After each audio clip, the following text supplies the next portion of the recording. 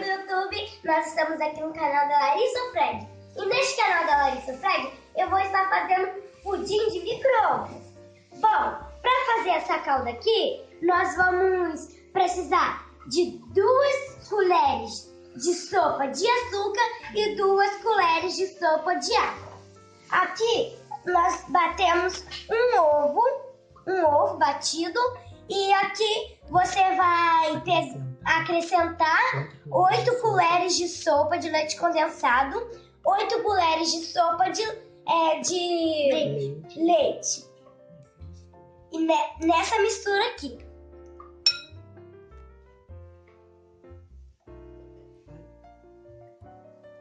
Nós vamos colocar 8 colheres.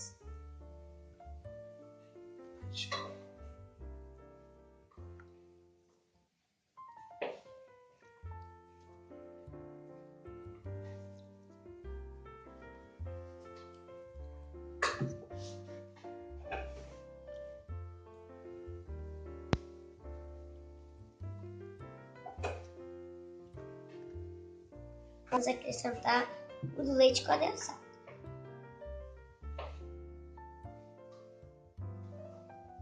Pode pôr.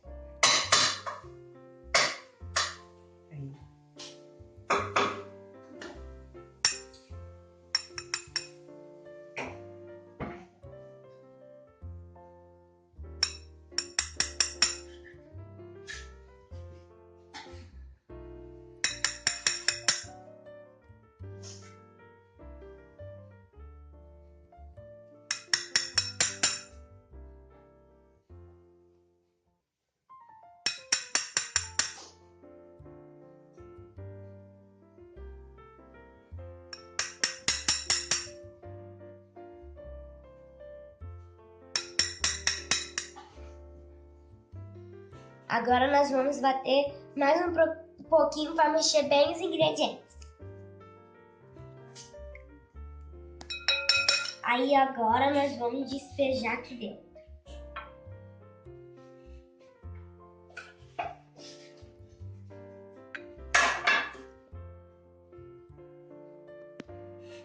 Aí você vai levar ao micro-ondas. Aí o tempo vai depender da potência do seu micro-ondas.